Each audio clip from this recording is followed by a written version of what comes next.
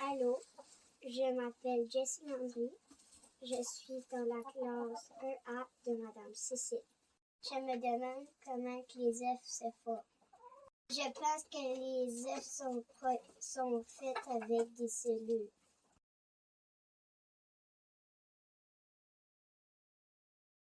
Dans une poule, il y a plein de jaune. Puis à chaque journée, il y a un jaune qui grossit. Puis après ça, il se détache puis il tombe dans un tuyau. Quand le jaune d'œuf tombe à chaque jour, il y a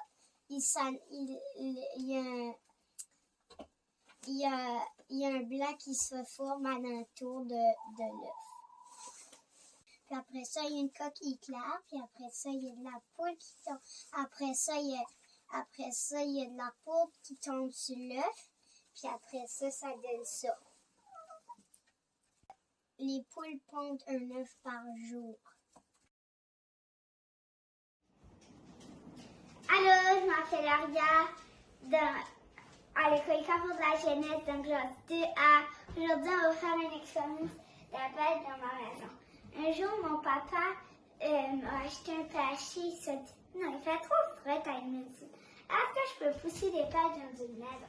Hypothèse, nous allons manger des pêches de notre pêcher, matériel, pêcher, de l'eau, du soleil, de la terre, un pot, bâton de coton. Démarche et observation. 1. Acheter un pêcher. 2. S'occuper du pêcher. Avoir un pot, avoir de la terre, avoir de l'eau, avoir du soleil. Vérifier la zone de rusticité. Plus que c'est un petit nombre, plus que c'est froid. Plus que c'est un gros nombre, plus que c'est chaud.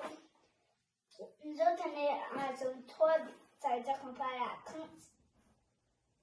Moins 37 Celsius. Les pêchers sont à zone 5A, ça veut dire qu'il faut aller à moins 29 Celsius. Oh, trop froid. Wow, on est comme. Le pêcher a quand même besoin du froid. Il a besoin de 20 à 50 jours de froid. Rentré le 1 janvier et le 28 février. Nous autres, on a rentré notre pêcher le 8 janvier. Attendre des bourgeons. On a un arbre ici, on a des bourgeons. Nous autres, dans la nature, on a des oiseaux qui vont dedans. On a des papillons qui vont chercher le pollen. Il va polliniser, puis il va chercher le pollen dedans. Puis on a des abeilles.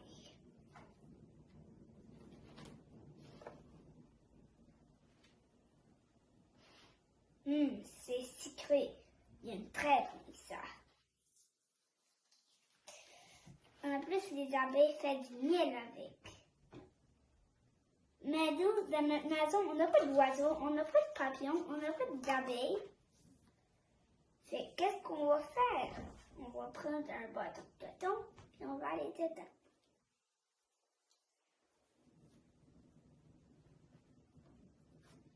Puis là, quand on attend, ça vient des fleurs.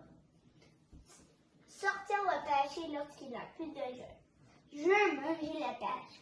Regardez, c'est qu'il y en a. Conclusion. Nous ne pouvons pas confirmer notre conclusion encore. Ce que nous savons, la fleur donne nombre de pêches si nous les colonisons.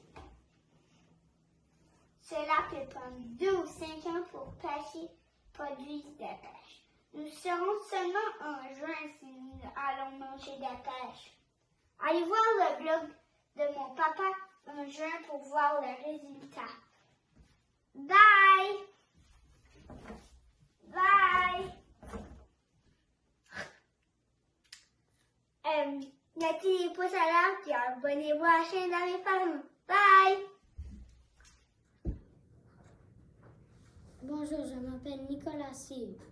Le titre de mon exposition est Bois rectangulaire avec des savons. Est-ce qu'on gaspille?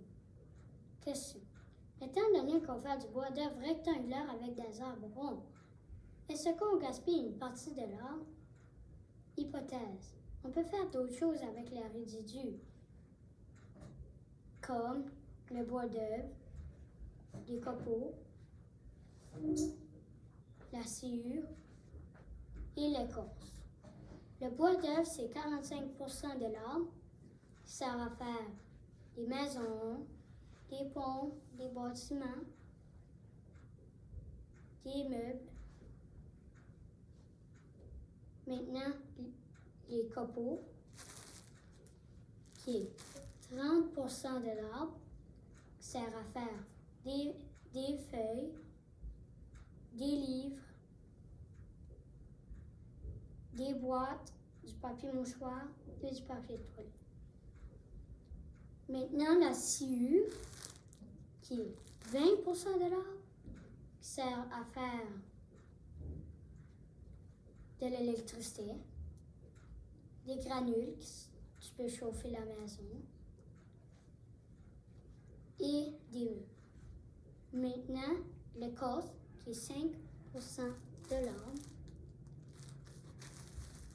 qui sert à faire de l'électricité, sécher le bois. Conclusion. Même si on fait du bois d'œuvre rectangulaire avec des arbres ronds, l'arbre complet a une utilité.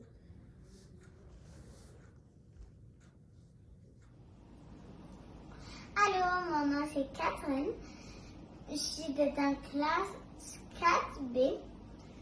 Moi, mon école, c'est Caveau de la jeunesse. Mon expérience, c'est les arcs-en-ciel dans le gomme. Moi, je fais cette expérience-là à cause que j'aime beaucoup les gommes.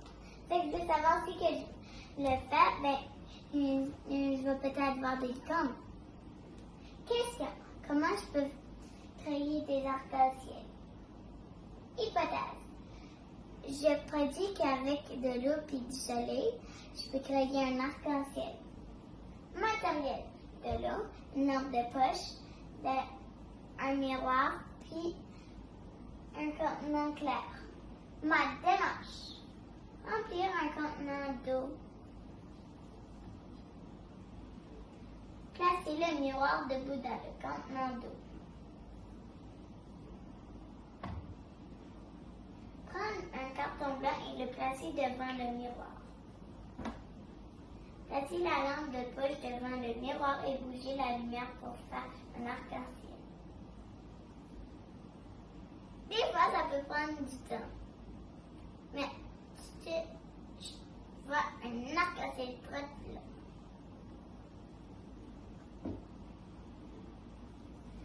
Observation.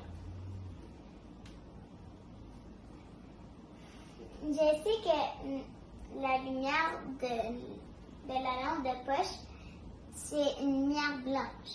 Fait que la lumière blanche rentre dedans l'eau. Et comment tu vas faire pour sortir? Fait que, ben, pour sortir, il y a deux façons. Un contenant vraiment clair ou un miroir. Moi, j'ai pas de contenant vraiment clair. Fait que j'utilise un miroir. Quand que la lumière blanche sort, ils se séparent à cause qu'ils sont toutes différentes vitesses. Puis à cause qu'ils sont toutes différentes vitesses, ils sont différents angles. C'est pour ça des fois ils sont un par-dessus l'autre. Conclusion. Mon hypothèse est vraie. Mais j'ai pas vraiment besoin du soleil.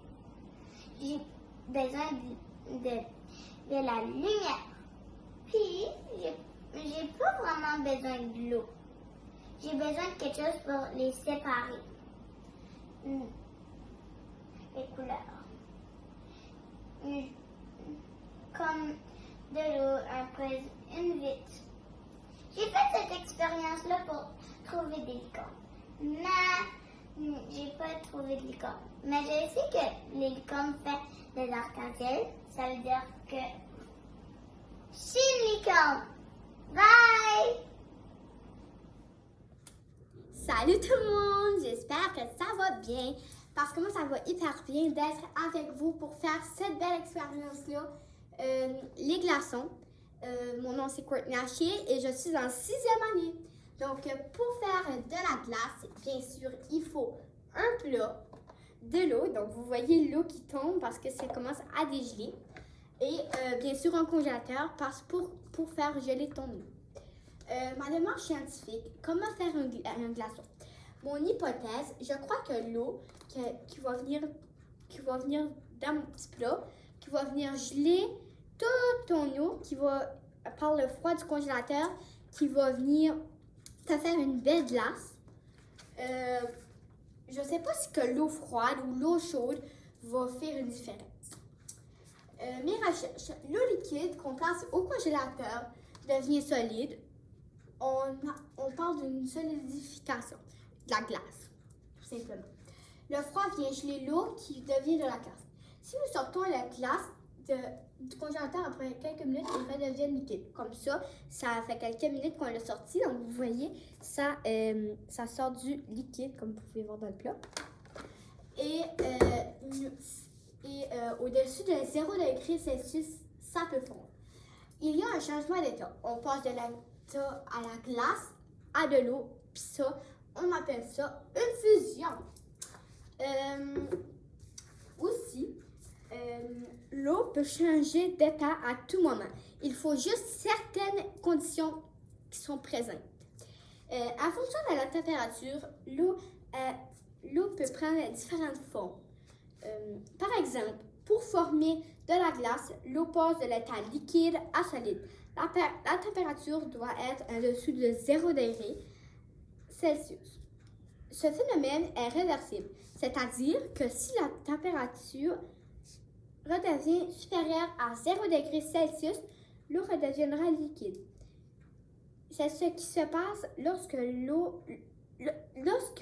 j'ajoute des glaçons dans un verre d'eau. Hein?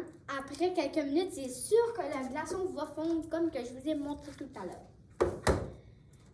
Mais le passage d'un état à l'autre n'est pas immédiat. À 0 degré Celsius, il y aura peut-être de l'eau liquide et un peu d'eau solide, le temps que tout l'eau devienne solide. Bien sûr, là, nos faits intéressants, faire des glaçons en 30 minutes, là, c'est vraiment facile. Parce que j'ai fait l'expérience hier, je peux vous dire, je l'ai timé. Quand on fait de l'eau avec de l'eau chaude, là, c'est plus facile de geler plus vite. Fait qu'il faut juste mettre de l'eau chaude dans le bac, comme ça. Moi, j'ai mis de l'eau froide pour voir la différence, là, mais ça m'a donné pareil un glaçon. Effectivement, si on place au congélateur de l'eau froide et de l'eau chaude, les deux vont venir en glaçon, là.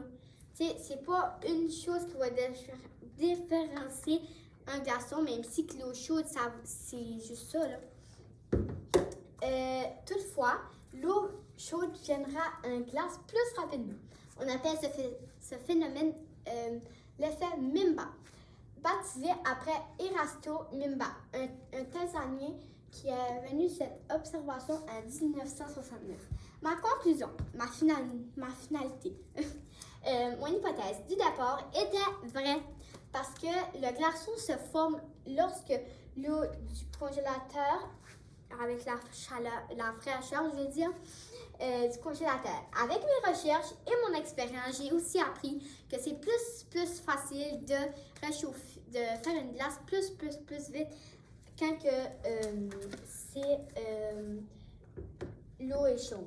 Donc, mes ressources, que j'ai toutes appris ça, c'est les 3 effets de l'eau. Merci pour votre écoute. Je vous souhaite une belle journée et faites attention. Bye!